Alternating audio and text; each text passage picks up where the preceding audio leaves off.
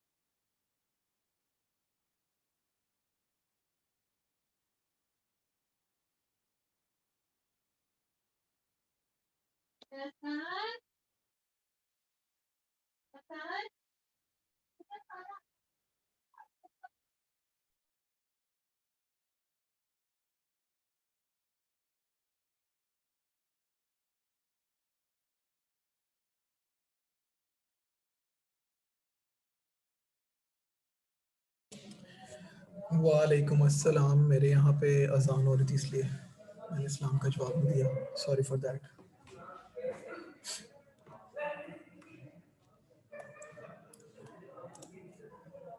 जी तो क्या हाल है आप सबका? ठीक है सर अल्हम्दुलिल्लाह ठीक। आप बिल्कुल बताएं। सर। ठीक है सर ये बिल्कुल। आ गई, ये आ गई अकॉर्डा वाली। चली जाती हूँ मैं, आप कहते हैं तो। मैंने आपको जाने का कब कहा? मैंने तो बताया कि आप आ गई हैं, आवाज़ से ही पता चल गया कि आप आ गई हैं। जरा पता चलना चाहिए ना फिर इंसान का आएगा। जी जी जी बिल्कुल ठीक है, सही कह रही हैं आप।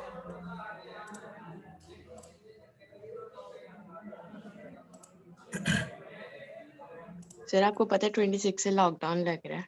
हाँ जी, आप लोग बहुत खुश होंगे, आई नो वेरी वेल। नहीं सर, बिल्कुल भी नहीं सर। लॉकडाउन तो खैर नहीं लग रहा, आपकी यूनिवर्सिटी बंद हो रही है बस, और कुछ भी नहीं होगा। सर ये लोग चाहते नहीं हम पढ़ें। पहले कौन सी ओपन थी घर? बस बेटे ऐसे ही है।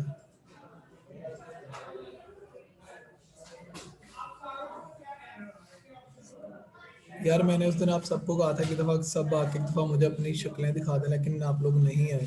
फिर अब यूनिवर्सिटी बंद हो रही है। सर हम कल आएंगे, सर आप बता दें आपने आना है नहीं आना।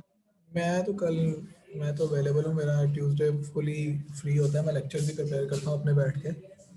बस ठीक है सर, कल हम आएंगे। लेकिन सिर्फ 10 मिनट के लिए, क्या नाम है, वो भी ऑफिस में से शक्ल दिखा के जानी कि कौन कौन से मेरे स्टूडेंट्स हैं, मुझे पता हो एटलीस्ट। जो पहले आ जी चुके हैं सर। उनका तो पता है, जो नहीं आए थे उनकी बात करूँ। लड़के ऑलमोस्ट सारे ही आ गए थे। क्यों भी अहमद अहमद आया? मनान भी नहीं है लेक्चर में।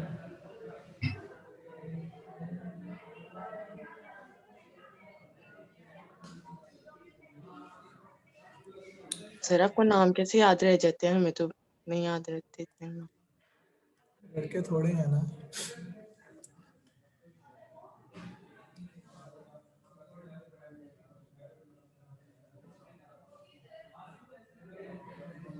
हाँ, अभी लास्ट लेक्चर में क्या पढ़ा था मुझे पहले वो बताओ। सर पहला लेक्चर सर कंप्लीट किया केवीपी था। पढ़ा था, सर केवीपी पढ़ा था और एमए पढ़ा था सीटी और स्कैन पढ़ा था, अलारा पढ़ा टेस्ट था। पढ़े थे। पढ़ा था, मछली सीटी मंडी, पढ़ा मछली था। मंडी नहीं, मछली मंडी है। अरे अच्छा, टाइम पे मीटिंग का बोला करो, सर ने पहले भी कहा था। केवीपी पढ़ा था हमने, एमए पढ़ा था, और फिर हमने फ्लोरोस्कोपी सीटी पढ़ा था। उसके बाद उसके अपेक्स पढ़े थे, और फिर लास्ट में अलारा पढ़ा था हमने। सीटी में किस टाइप के इमेजेस होते हैं? 3D या स्लाइसिस के फॉर्म में हमें इमेज मिलते हैं, एक्सियल इमेज मिलते हैं। हाँ, उसको हम बाकी प्लेन्स के अंदर रिकंस्ट्रक्ट कर सकते हैं। यस मैम, इसको सर इसमें ना 3D हमें इमेज मिलते हैं और स्लाइसिस के फॉर्म में हमें मिलते हैं, इसको हम फिर कर वही सकते हैं। बात मैं कह रहा हूँ कि 3D इमेज तो मिलता ही नहीं है आपको। आपको एक्सियल स्लाइस मिलता है। उसको आप, क्या नाम है, सेजिटल और कॉर्नल प्लेन में रिकंस्ट्रक्ट कर सकते हो कि नहीं, ये बताओ। कर सकते हैं। उसके अंदर सॉफ्टवेयर मौजूद होता है। Yes sir. हाँ भी रऊफ बेटे, आप बताएं।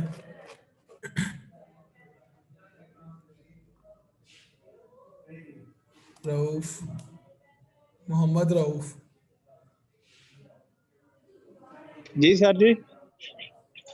बेटे बताएं पिछले लेक्चर में क्या पढ़ा था। सर जी पिछला लेक्चर लिया नहीं मैं। वेरी गुड शहजादा मेरा बेटा, तालियां बजवाऊं। नहीं सर जी, वो थोड़ा मैं बीमार हो गया था। अब ठीक हो गया बेटा मेरा कि नहीं? थोड़ी तबीयत थोड़ी अपसेट है सर जी, अब कुछ ठीक हूँ। चलो अल्लाह पाक आपको सेहत दे। दुआ चाहिए सर जी आपकी। ये ठीक हो गया, दुआ आपके साथ है। और thank you sir, thank you. मेरी दुआ लेके क्या करना है आपने? सर जी दुआओं से बहुत कुछ होता है। अच्छा ठीक है।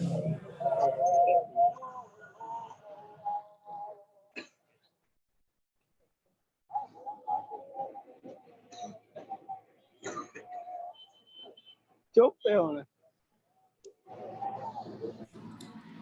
हाँ जी अहमद आ गए हो?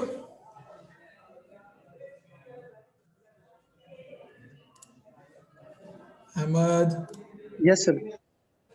बेटे पिछले लेक्चर में क्या पढ़ा था हमने? सर मैं लास्ट लेक्चर में नहीं था सर। चलो वेरी गुड।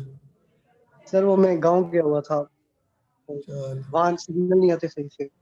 और ये बाकी सारे किधर हैं? ये मनान और ये वो सब किधर हैं? मैं आ गया हूँ।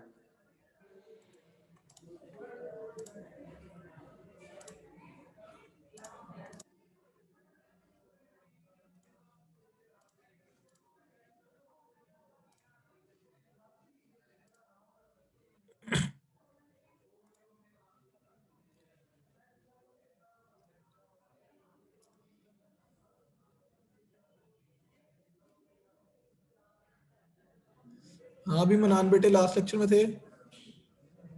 Yes sir. बताएं क्या पढ़ा था हमने? सर हमने वो यूनिट्स पढ़े थे जो एक्सरे के अंदर यूज होते हैं, मतलब पेनिट्रेशन के लिए। और उसके अलावा इलेक्ट्रॉन नंबर जिसमें होता है। इसके अलावा हमने पढ़ा था कि जो मतलब एक्सरे का मैकेनिज्म पूरा क्या होता है, मतलब पूरे मशीन के अंदर क्या क्या चीज़ें होती हैं और कैसे कैसे जो है हमारी रेडिएशंस जो हैं वो डिटेक्टर ऑब्जर्व करके तो मतलब बनाते हैं अपनी इमेज। ठीक हो गया।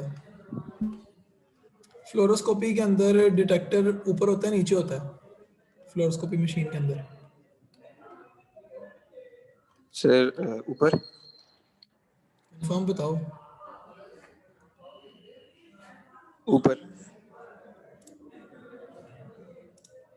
गुड। अच्छा और उसके अलावा जरवा? Yes sir. अलारा का क्या फ़ायदा है? सर बेसिकली लारा जो है ना कि मतलब जो हम लोग लो फ्रीक्वेंसी देनी होती है, ठीक है। मेनली जो होता है कि लेस टाइम में और ज्यादा मतलब लेस टाइम हम लोग उसकी, क्योंकि रेडिएशन जो होती है ना, अगर रेडिएशन डोज हम लोग इंक्रीज कर देंगे ना तो उसके हार्मफुल इफेक्ट्स होते हैं हमारी बॉडी में। तो इसलिए रेडिएशन जो होती है ना उसकी हमें लेस डोज देनी होती है कि हमें जो हमारे पास विजुअल आए वो भी सही आए, ठीक है, और उसके हार्मफुल इफेक्ट्स भी ना हो। और अलारा की उसमें फुल फॉर्म टाइम क्या है? डिस्टेंस, और अलारा की फुल फॉर्म है as low as reasonably achievable. ठीक हो गया। और क्या पढ़ा था? टाइम कम करने के लिए एक ऑटोमेटिक डिवाइस होती है, उसका क्या नाम होता है?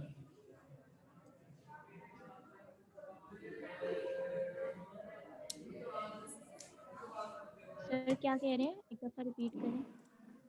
टाइम कंट्रोल करती है एक डिवाइस के यार कि ना 2-3 सेकंड बाद एक्सरे खुद ही ऑफ हो जाए। एक नाम बताया था मैंने।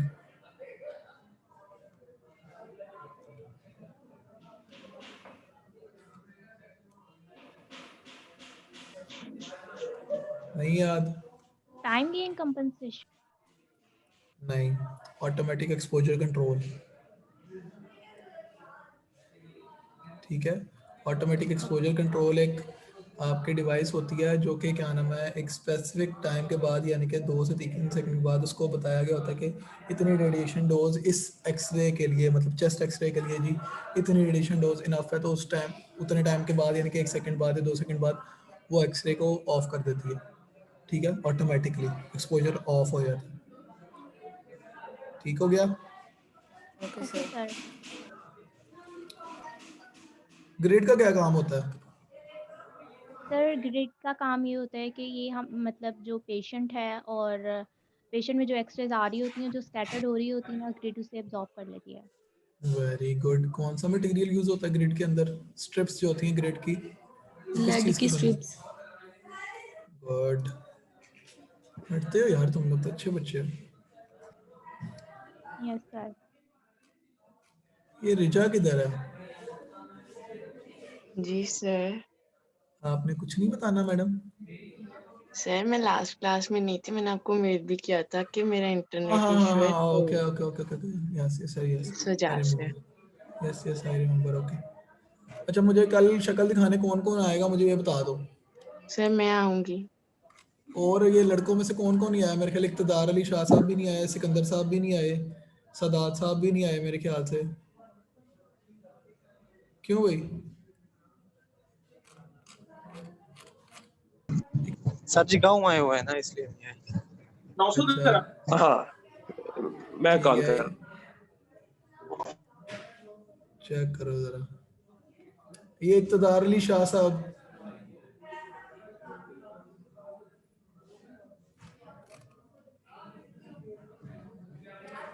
इक़्तिदार Ali Shah,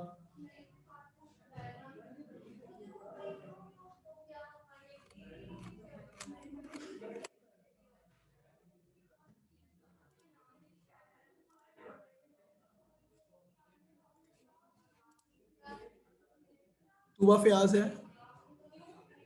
yes sir. Good.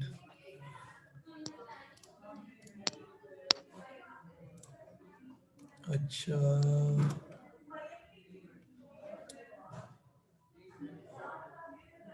तुबा old cassettes में और आजकल की कैसेट्स में क्या फ़र्क है? सर ओल्ड के जो केसेट्स होती है ना उनमें सबसे पहले आपको फिल्म लोड करनी पड़ती है, लेकिन जो आजकल यस, की केसेट्स होती हैं उनमें डिजिटल इमेज रिसेप्टर लगा हुआ होता है, तो केसेट लोड करने की जरूरत नहीं पड़ती। वेरी गुड, फिक्स बहुत अच्छी सॉरी बात है। सर सॉरी वो मैंने क्या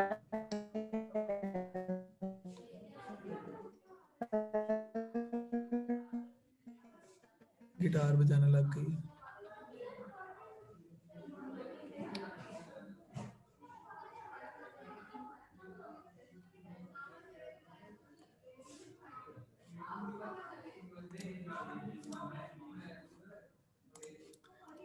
जी मुनीबा है?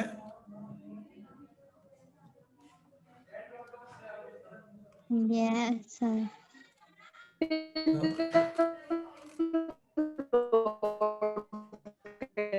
तुबा बेटे ना बोलो, कोई बात नहीं।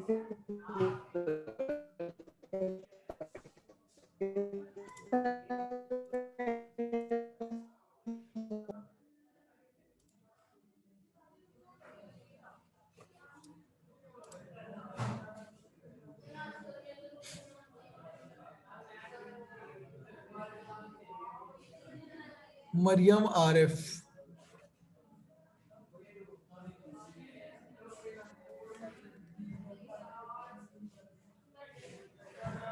मरियम आरिफ, यस सर, आवाज आ रही है मेरी? जी अब आ रही है। मुझे ये बताया, फ्लोरोस्कोपी के अंदर आप क्या नाम है सिर्फ एक्सरे की तरह इमेजेस ले सकते हैं, कुछ और भी कर सकते हैं? सर आपने क्या पूछा? फ्लोरोस्कोपी के अंदर आप सिर्फ स्टैटिक इमेजेस ले सकते हैं, कुछ और भी कर सकते हैं? इसमें हम वीडियो रिकॉर्डिंग भी कर सकते हैं, live video recording. Okay, fluoroscope बनाया किसने था? Thomas Edison. Very good.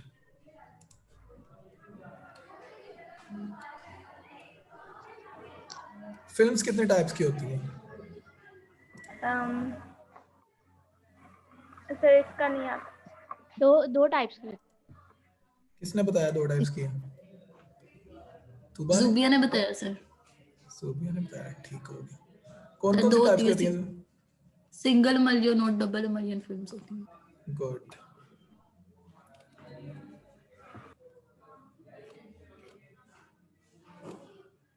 हाँ जी, रमशा मीन जाग रही है?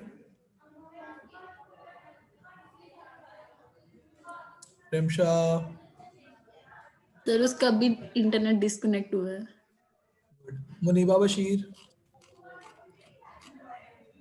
Yes sir. जाग रही है madam? Yes sir. Okay.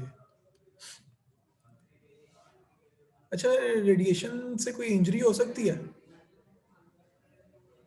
Excuse me sir. जी, yes sir. Yes sir. Sir हो सकती है, ज़्यादा एक्सपोजर करें तो। एक्सक्यूज मी किसने बोला था? सर मैंने पूछना था, मेरा इंटरनेट ना 2-3 दफा डिस्कनेक्ट हुआ है तो बार बार ज्वाइन हो रहा है, तो आपने मेरे से कोई क्वेश्चन पूछा था सर।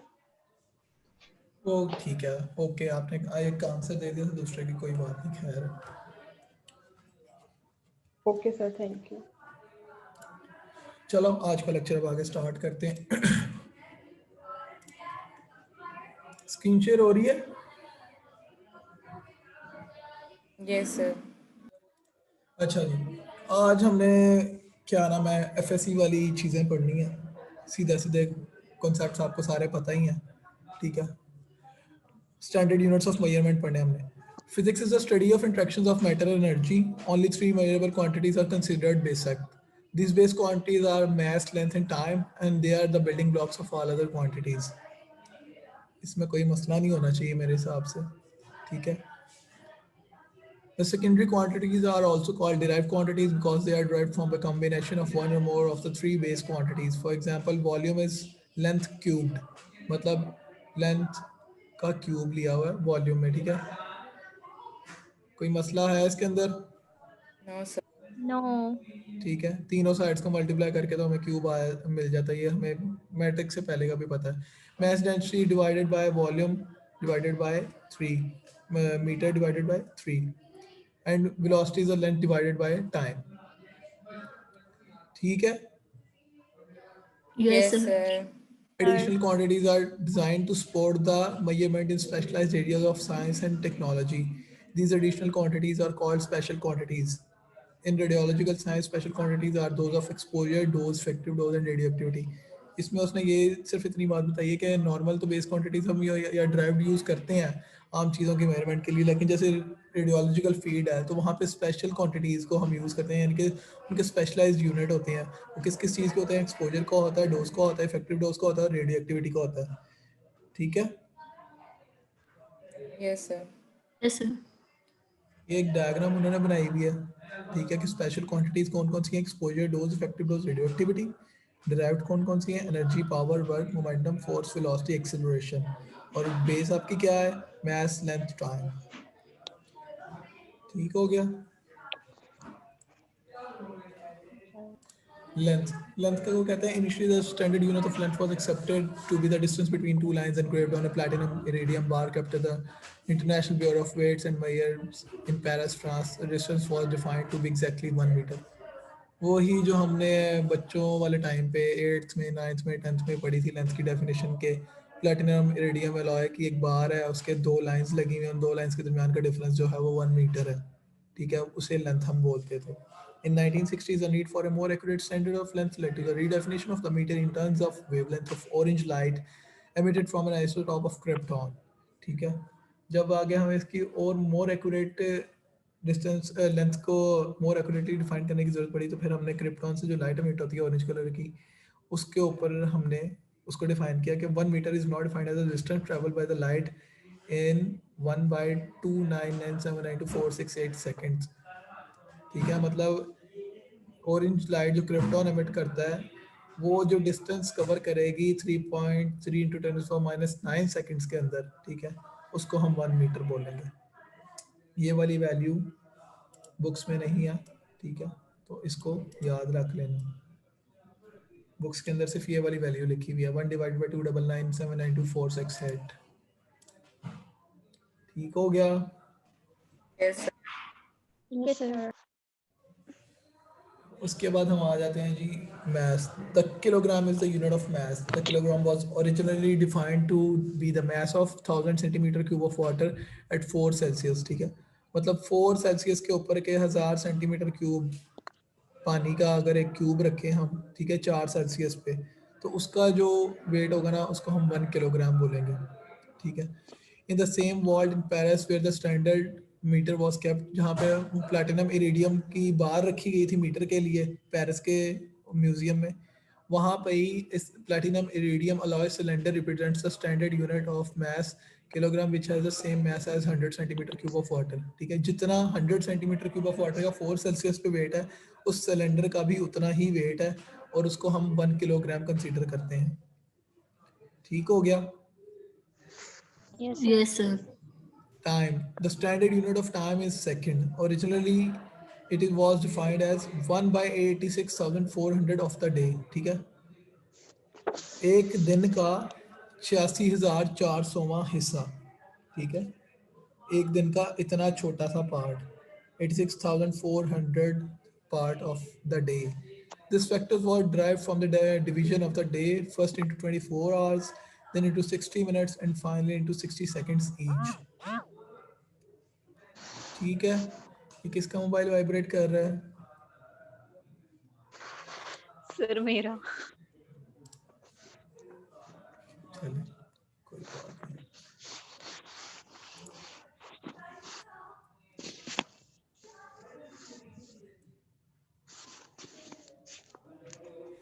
अहमद काके, यस सर. क्या इशू है नेट का काके? मेरा तो ठीक है सर नेट. अभी दोबारा ऐड किया आपको. मुझे? हाँ जी, पहले आपका मुझे लगता है सर डिस्कनेक्ट दो हो गया. मोहम्मद अहमद है. दो मोहम्मद अहमद है. यस सर, दो मोहम्मद अहमद है क्लास में. दूसरा कौन था? वो किधर वो है? सर जिसको भी अभी ऐड किया है. यस सर, जिसको आप ऐड किया आपने, ये दूसरा मोहम्मद अहमद है. पुराने वाला किधर है जो बोल रहा मैं है? हूँ सर पुराने वाला. और नए वाला बोले अब. सर उसकी कनेक्ट हो रही है ऑडियो. कल तक हो जाएगी. सर अभी तक तो यही शो कर रहा है, पता नहीं. अच्छा, नाम दोनों के नाम के स्पेलिंग भी एग्जैक्ट सेम है. वो भी MUHAMMAD, वो भी MUHAMMAD. अच्छा चलो, उसके बाद वो कहते हैं कि क्या नाम है, no time is measured by an atomic clock and is based on the vibration of caesium atom. ये भी आप लोगों ने पढ़ा हुआ है कि सीजियम एटम की रोटेशंस एक सेकंड में जितनी होती हैं उसके अकॉर्डिंगली आप कैलकुलेट करते हैं हम टाइम को. The atomic clock is capable of keeping the time correctly to about 1 second in 5000 years. ठीक है, जो एटॉमिक क्लॉक है वो 5000 साल तक एक एक सेकंड का एक्यूरेट टाइम बता सकती है आपको. ठीक हो गया. Units. Every measurement had two parts, a magnitude and a unit. For example, a wood piece is 100 centimeter. The magnitude is 100 and centimeter is the unit. ये तो ये भी सबको पता है. ठीक हो गया. Yes, sir.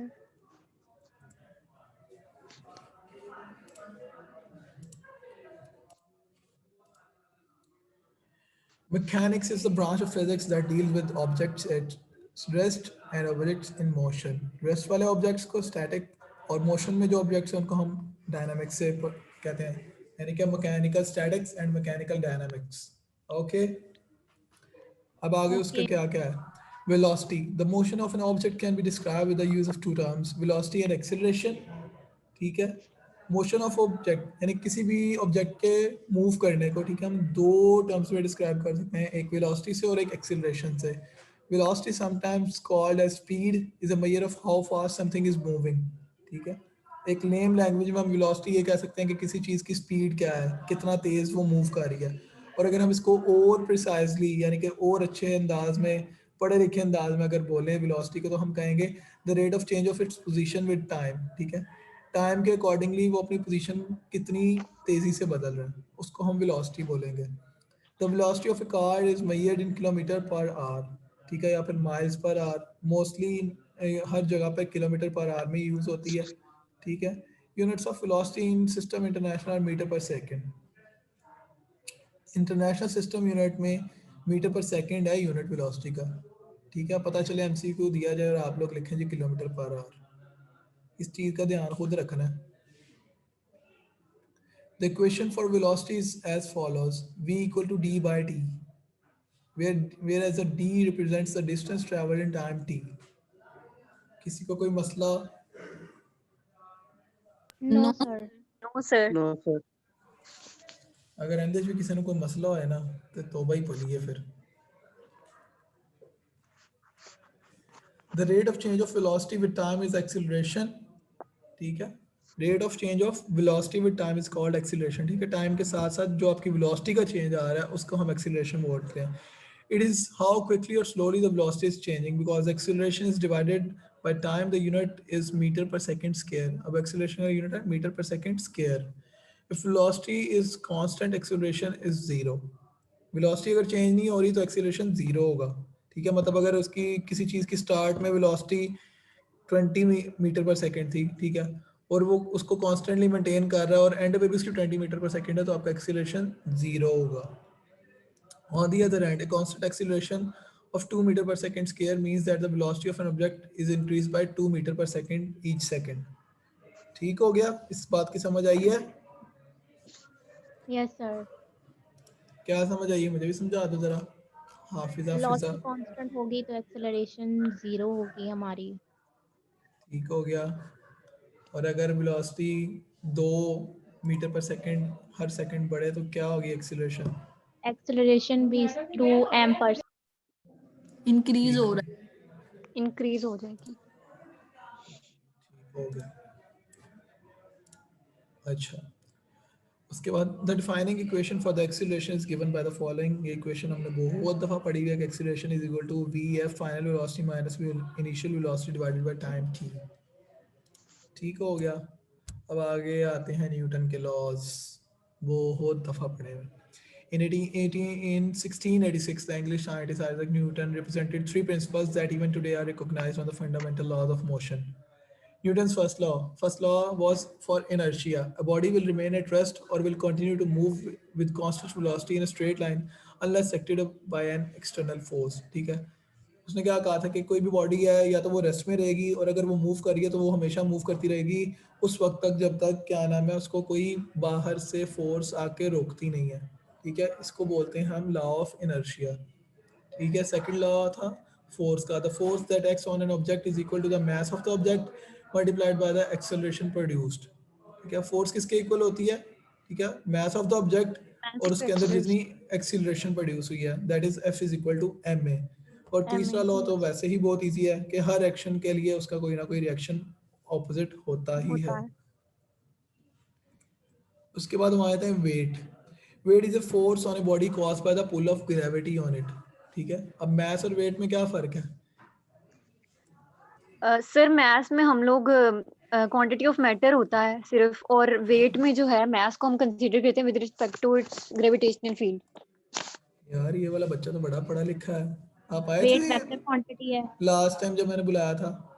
यस सर मैं आई थी। वाह वेरी गुड, मुझे याद क्यों नहीं है? अच्छा, आप उन दो में से तो नहीं है जिनको मैं पूछ रहा था कि आप लोग हंसते नहीं हो? नहीं सर, सर मैं जरवा के साथ बैठी हुई थी।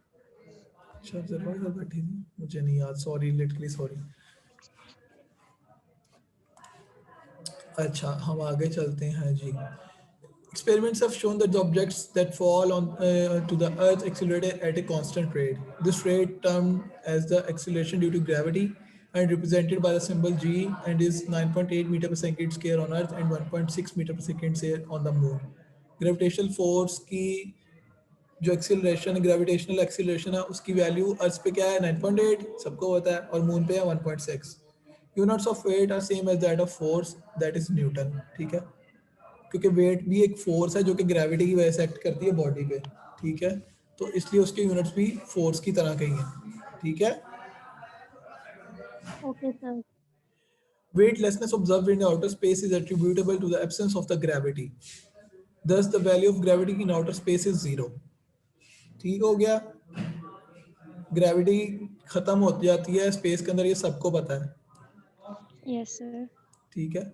The weight of an object is equal to the product of its mass and acceleration of the gravity, that is W equal to mg. कोई दुश्वारियां? No No, sir, sir 9th वाला। ये दरवाजा आ गई है? Yes sir. शुक्र है। लाइबा इब्रार?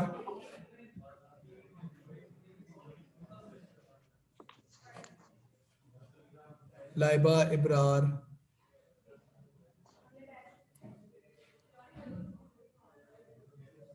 लाइबा इब्रार?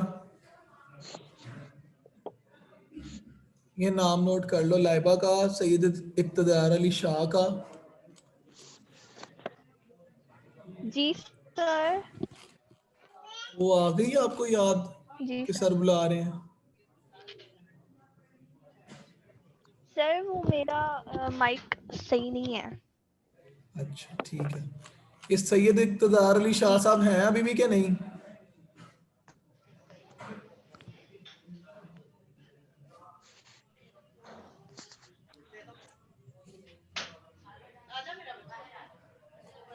सैयद इक़्तिदार अली शाह का नाम नोट कर लें। अनम नूरीन? अनम नूरीन की भी ऑडियो नहीं है कनेक्टेड, तो ये क्या सुन रहे हैं लेक्चर में? अहमद की भी नहीं है। सर है पड़ी। आपकी नहीं बेटे, दूसरे वाले अहमद की।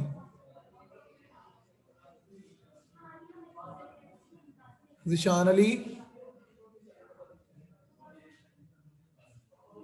Yes sir. जिशान जिंदा है?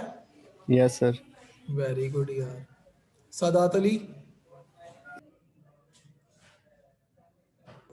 जी सर। गुड हो गया। राना मोहम्मद मोइजुल हक साहब? Yes sir. ओ वाह वाह माशाल्लाह। मरियम सलमान?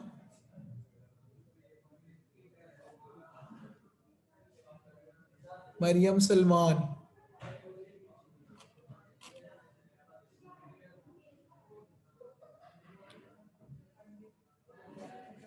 मरियम सलमान का भी नाम नोट कर लें।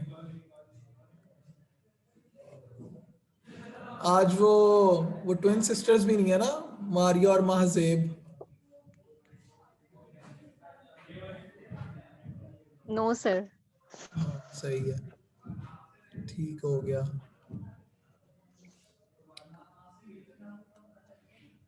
रिदा Zahra? Yes sir. Okay good. Noor Nawaz?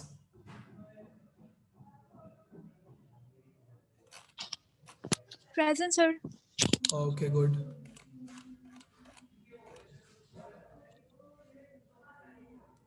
ठीक हो गया। अच्छा, अब आगे आता है momentum. The product of mass of an object and its velocity is called momentum. Its represented by p। किसी भी ऑब्जेक्ट के मास और वेलोसिटी का जो प्रोडक्ट होता है उसको मोमेंटम बोलते हैं। The greater the velocity of an object the more the momentum of object processes. ठीक है, जितनी ज्यादा वेलोसिटी बढ़ती जाएगी ऑब्जेक्ट की, उतना ज्यादा उसका मोमेंटम बढ़ेगा। A truck accelerating down a hill for example gains momentum as its velocity increases. ठीक है, जब ट्रक ऊपर चढ़ रहा होता है तो उसका मोमेंटम बहुत कम होता है, क्योंकि वो उसमें बहुत ज़्यादा लोड होता है और उसकी वेलोसिटी बहुत कम होती है। उसके पास इतनी पावर नहीं होती कि वो अपना क्या नाम है वजन उसको झेल सके। बहुत मुश्किल से ट्रक हिल क्लाइंब करता है। ठीक है, इंस्टेड के जब वो वापस आ रहा होता है, हिल से डाउन हिल आ रहा होता है, तो उसकी वेलोसिटी बढ़ जाती है, उसका मोमेंटम भी ज़्यादा हो जाता है। ठीक है, तो उसको स्टॉप करना भी मुश्किल हो जाता है। The total momentum before any interaction is equal to the total momentum after the interaction। ठीक है, मोमेंटम किसी भी इंटरेक्शन से पहले और बाद में सेम ही होता है, उस वो टोटल होता है। ठीक है, work is the product of force and distance. The SI unit for work is joule. ठीक है, वर्क किसका प्रोडक्ट है? फोर्स और डिस्टेंस का, कि कितनी फोर्स लगाई गई और कितना डिस्टेंस ट्रैवल हुआ, उसको हम बोलते हैं वर्क। ठीक है, और उसको हम कैलकुलेट करते हैं जूल में।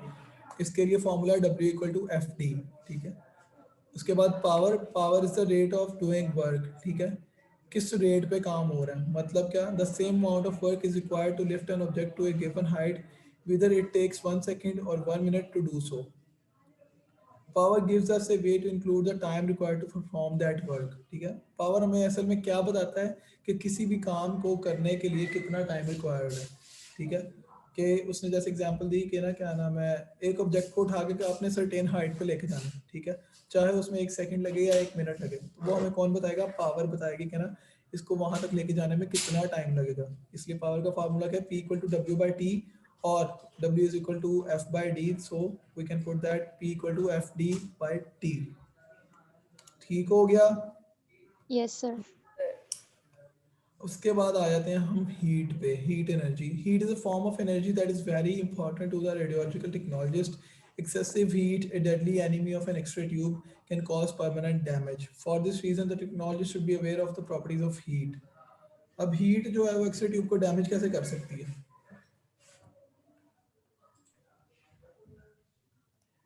एक्सेस हो जाएगी, ज्यादा एक होगी तो अगर हम टेम्परेचर चाहिए होता है ना, अगर उससे एक्सीड कर देगा तो फिर डैमेज ही करेगी। जब आपकी हीट एक्सीड कर जाएगी ना, ठीक है, सर काइनेटिक एनर्जी इंक्रीज कर जाएगी।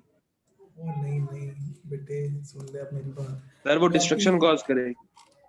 जब आपकी हीट इंक्रीज करेगी ना, तो उससे आपकी ट्यूब आर्किंग हो जाएगी। ट्यूब आर्किंग में क्या होता है, जो आपका टंगस्टन का एनोड होता है ना, वो थोड़ा थोड़ा करके ना क्या नाम है मेल्ट होने लगता है, और वो मेल्ट होके ना आपकी ट्यूब जो एक्सरे ट्यूब होती है ना, वैक्यूम ट्यूब, उसके वैक्यूम ट्यूब के सारी साइड्स के ऊपर चिपक जाता है, ठीक है, उसे हम बोलते हैं ट्यूब आर्किंग। फिर उससे आर्टिफैक्ट्स आना शुरू हो जाते हैं, और जो एनोड होता है वो भी जाहिर सी बात अपनी शेप से डी शेप हो जाता है, तो आपकी एक्सरेज भी उस इंटेंसिटी की प्रोड्यूस नहीं होती जिसकी आपको चाहिए होती है, जिसका इफेक्ट फिर ये आता है कि हमारी इमेज क्वालिटी बहुत पुअर हो जाती है।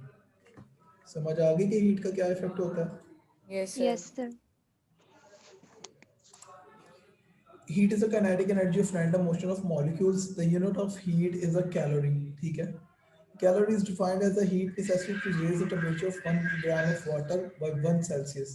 कैलोरी को हम क्या डिफाइन करते हैं कि 1 ग्राम वाटर का 1 सेल्सियस टेम्परेचर बढ़ाने के लिए जितनी हमें हीट चाहिए उसे हम कैलोरी बोलते हैं। The same amount of heat will have different effects on different materials. For example, the heat required to change the temperature of 1 gram of silver by 1 Celsius is approximately 0.05 calorie. ठीक है? और only 120 that required for a similar temperature change in water. ठीक है? हर object की temperature को change करने के लिए, ठीक है, 1 सेल्सियस, ठीक है, उसकी ही कैलोरी रिक्वायरमेंट डिफरेंट होगी। इसके लिए उसने नीचे एग्जांपल दिया आपको 1 ग्राम ऑफ सिल्वर की और साथ वाटर की। ठीक हो गया? Yes sir. उसके बाद heat is transferred by conduction, convection and radiation. ये भी सबको पता होगा कि क्या होती है कंडक्शन, कन्वेक्शन और radiation. Yes sir.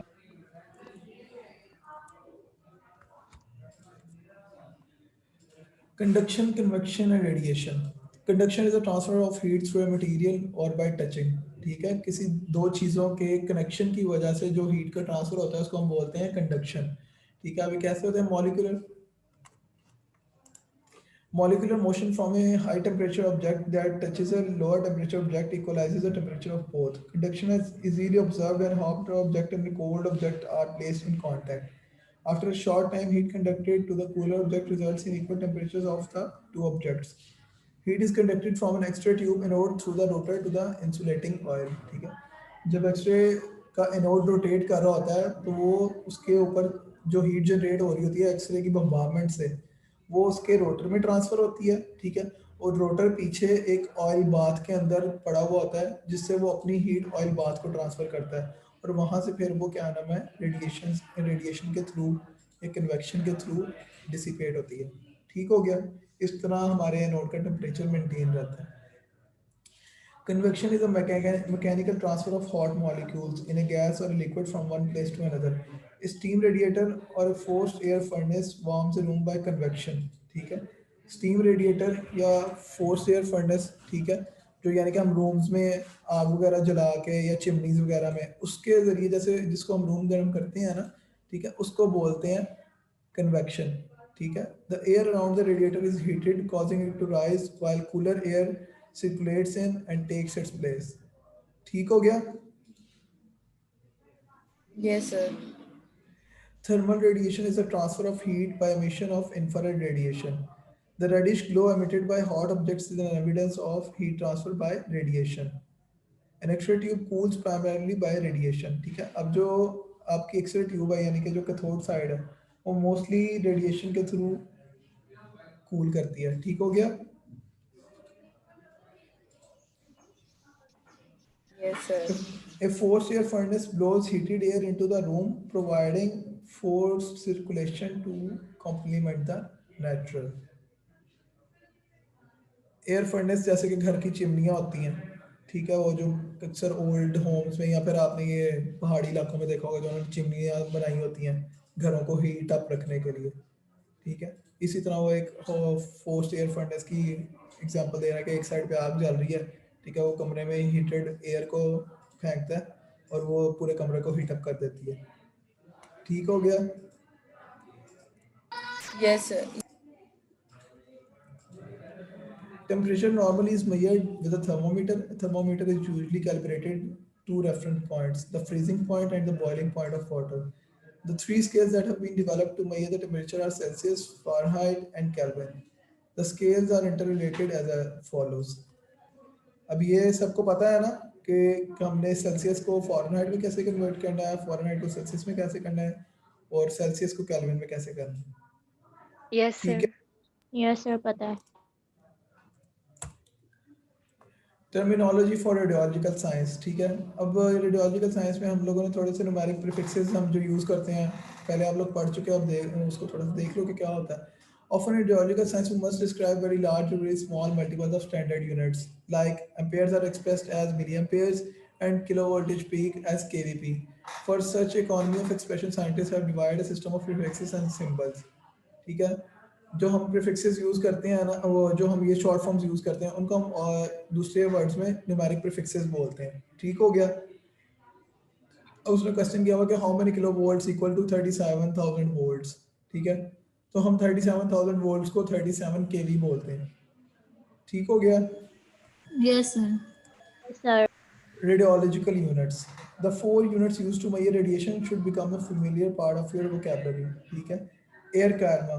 Air karma क्या होता है? Kinetic energy released in matter. ठीक है। Air karma is the kinetic energy transferred from photons to electrons during ionization and excitation. Air karma exposure का unit होता है, ठीक है। अब एक्सपोजर उसने क्या बताया हुआ है कि काइनेटिक एनर्जी का transfer from protons to electrons during ionization and excitation. ठीक हो गया? और एयर कर्मा को हम किस में मेजर करते हैं? जॉल पर केजी में, और वो जॉल पर केजी किसके इक्वल होता है? 1 ग्रे के। ठीक हो गया? और एयर कर्मा का ये देख लो कि इसकी प्रीफिक्स क्या है। GYA is the prefix of air Karma. Air Karma किसका यूनिट है?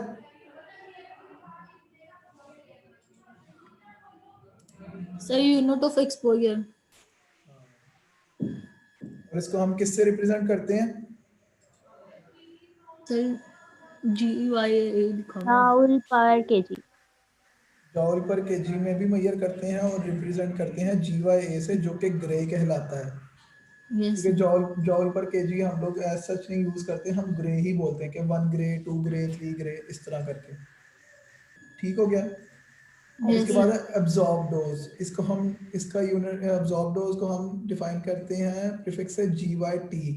ठीक है, इसको भी हम ग्रे में ही मेजर करते हैं, लेकिन इसको हम रिप्रेजेंट करते हैं GYT से। Biological effects usually are related to the radiation absorb. ठीक है, अब्सॉर्ब डोज क्या है? जो बॉडी के अंदर रेडिएशन अब्सॉर्ब होती है। ठीक हो गया? Absorb dose is the radiation absorb per unit mass and has units of जॉल पर केजी और GYT। ठीक है, अब वो आगे बता रहा है कि हम GYA और GYT क्यों बोलते हैं। The units GYA and GYT refer to the radiation dose in air and tissue। ठीक है, GYA का क्या मतलब हुआ? ग्रे इन एयर, और GYT ग्रे इन टिश्यू। ठीक हो गया? For a given air karma radiation exposure, the absorbed dose depends on the tissue of type of tissue being irradiated। ठीक है, जितना एक्सपोजर होगा, ठीक है, उसकी कितनी डोज एब्जॉर्ब होगी, ये टिश्यू के ऊपर डिपेंड करता है कि कौन सी टाइप का टिश्यू उसके ऊपर एक्सपोजर किया गया। ठीक हो गया? Yes sir.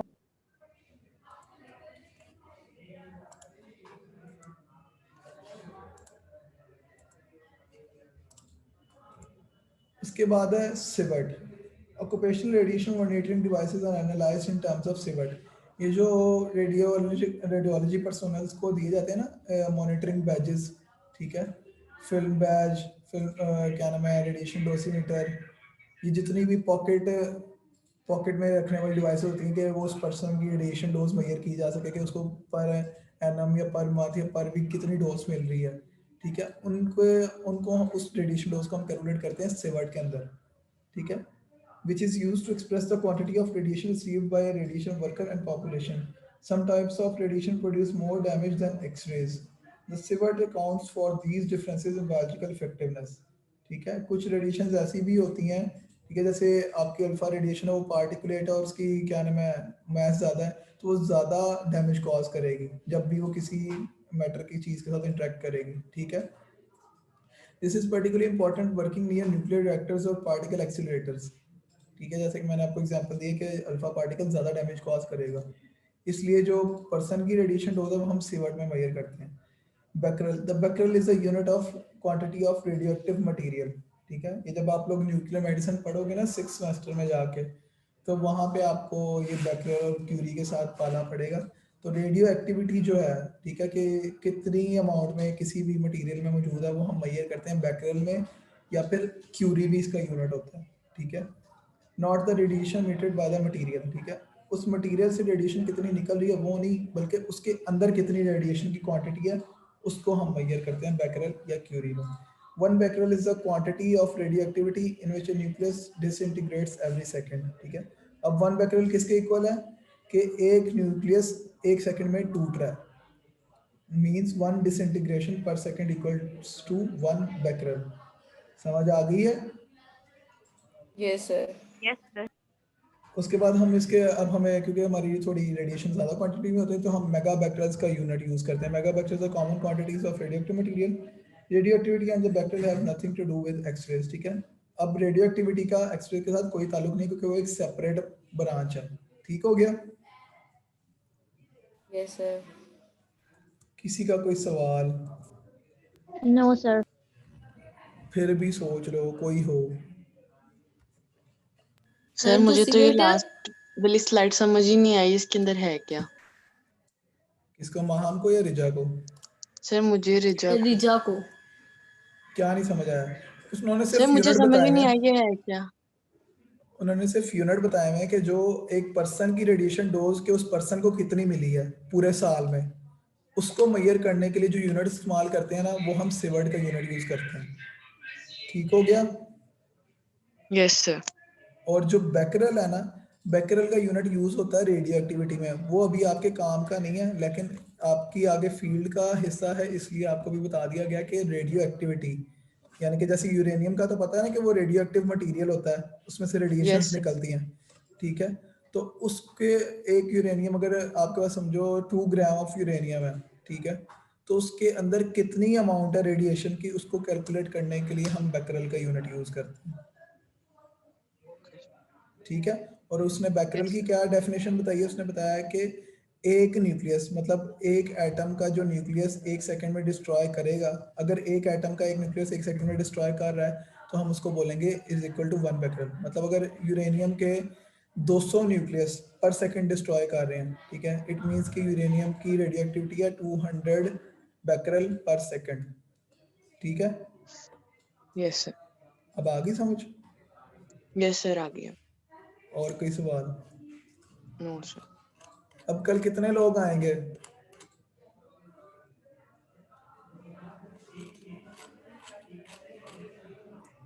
कल कोई क्लास है? Yes sir. 5 o'clock ही है और 11 o'clock है। 11 बजे है ना सबकी क्लास? ऑनलाइन है? Yes sir. सर ठंड बहुत है, किसी क्लास में बिठाइएगा। काका मैं सिर्फ 10 मिनट ਤੁਹਾਡੇ ਨਾਲ ਸਲਾਮ ਦੁਆ ਕਰਨੀ ਤੇ ਤੁਹਾਨੂੰ ਘਰ ਭੇਜ ਦੇਣਾ। सर नाल चाय भी पवा दइयो। हां चाय पानी सर। बेटे बिस्किट भी साथ। बेटे आ जाना, सबको सब कुछ खिलाऊंगा, अच्छे से खिलाऊंगा। प्रॉमिस? जी प्रॉमिस मेरा बेटा। सर कल यूनिवर्सिटी में क्लास है? नहीं बेटे क्लास नहीं है, मैंने आपको बताया कि मैं सिर्फ इंटरेक्शन के लिए आपको बुला रहा हूँ 5-10 मिनट से सलाम दुआ करके, ताकि मुझे पता हो कि कौन कौन पढ़ रहा है क्लास में। ऑनलाइन नहीं पता लगता कि कौन कौन है। सर टाइम 12 बजे। जो पिछली दफा आ गए हैं वो ना भी आए तो कोई मसला नहीं है। कल किसी भी टाइम आ जाना, मैं ऑल डे अपने ऑफिस में ही हूँ,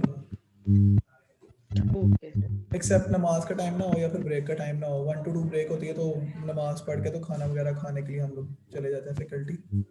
उसके अलावा मैं अपने ऑफिस में ही अवेलेबल होऊंगा। हाँ मनान बेटे, कोई सवाल है? No sir. चलो ठीक है, ओके फिर क्लास को एंड करते हैं। सर कल कितने बजे आना है ये भी बता दें। बेटे कल मैं सारा दिन फ्री हूँ, आफ्टर 10 किसी भी टाइम आता हूँ टिल 5। शाम के बाद आना अहमद आप।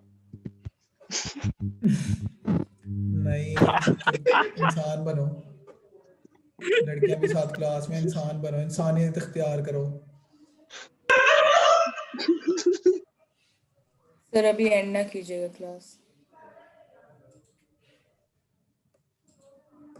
सिकंदर दादा किधर आना है ये भी बता दें।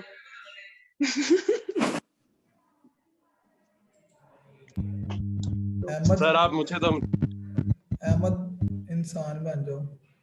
अब किसी ने सर किस बदतमीजी क्लास की में आना है ये तो बता तो दें। कॉन्सिक्वेंसेस उसको भुगतने पड़ेंगे। रूम नंबर बेटे HSB 102 is my office. HSB okay. HSB हमारे रूम्स के एक साथ एक प्रीफिक्स उन्होंने लगाया हुआ है, मेल साइड पे सरफनान के ऑफिस के साथ ही है 102, वो मेरा ऑफिस है। ऐसे जिसके अंदर पता है ना कि मेल फैकल्टी की साइड का। Yes sir. हाँ वहाँ पे जरबा इनको आप नहीं गाइड कर सर। देना, आप बच्चों को ओके गाइड सर। कर देना। जो लास्ट टाइम आए थे वो बच्चों को गाइड कर दें जिन्होंने कल आना चाह रहे हैं, ठीक है? सर तो 11 o'clock आना है। बेटे मैंने आपको बताया कि टाइम की कोई पाबंदी नहीं है। आफ्टर 10 आप टिल 5 किसी भी टाइम आ सकते हैं। और किसी को भी सवाल जवाब है तो वो भी तैयार करके आ जाए, वो भी मैं बता दूंगा। वहाँ हम क्या नाम है, हमारा जो काउंसलिंग एरिया है वहाँ पे बैठ जाएंगे। 1 मिनट वेट करो लोगों, कल हमारी एक फैकल्टी की मीटिंग भी है, मैं उसका टाइम देख लूँ, उस टाइम पे मत आइएगा। वो कह रहे हैं 11 o'clock आना है। अब 11 से 12:15 एक क्लास है online. So how would I go? University में। हाँ ना। लाइबा, अच्छा ये लाइबा ही है। कहाँ थी मिस लाइबा पूरे लेक्चर में?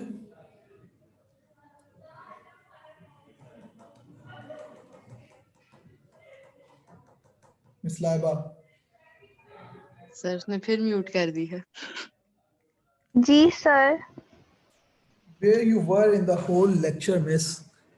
सर मेरे माइक का इशू है, वो कभी चल जाता है कभी नहीं चलता। During all your talk, how would we manage the class from 11 to 12:15 online?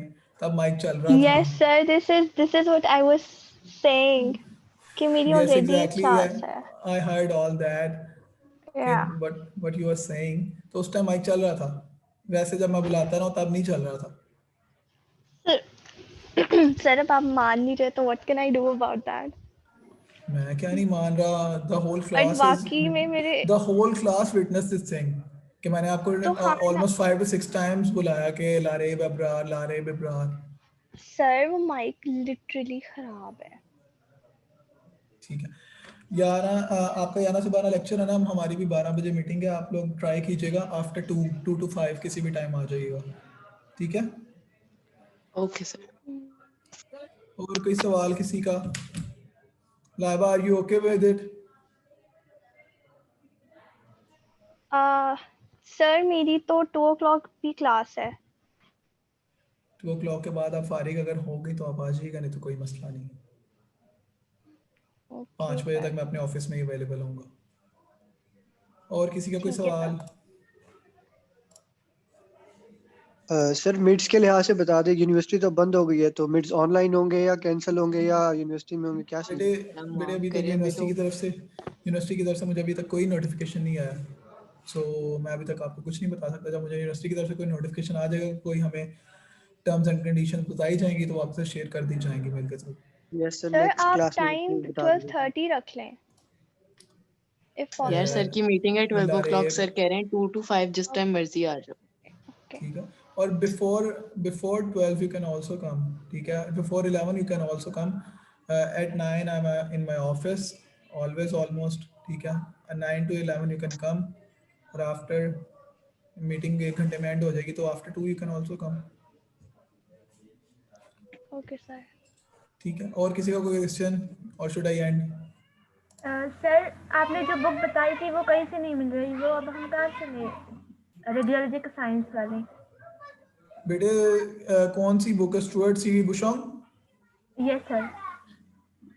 पता नहीं बेटे, वैसे आप अगर आप अनारकली जाएं जो मेडिकल बुक सेंटर्स हैं, या फिर क्या नाम है उर्दू बाजार में, या प्रिंस वाला, उसके बाद इल्मी वाला, इनसे प्रिंस और इल्मी वालों से तो ज़रूर न्यू बुक मिल जाती है। अनारकली में ओल्ड बुक्स होती हैं तो इस वजह से मैं भी शॉर्ट हो सकती है, लेकिन प्रिंस या इल्मी वालों से न्यू बुक मिल जाती है।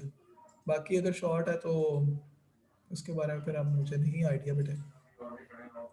Okay sir. ठीक है, okay. Any questions more? No sir. Okay, ठीक है, अल्लाह हाफिज़। अल्लाह हाफिज़ सर। अल्लाह हाफिज़।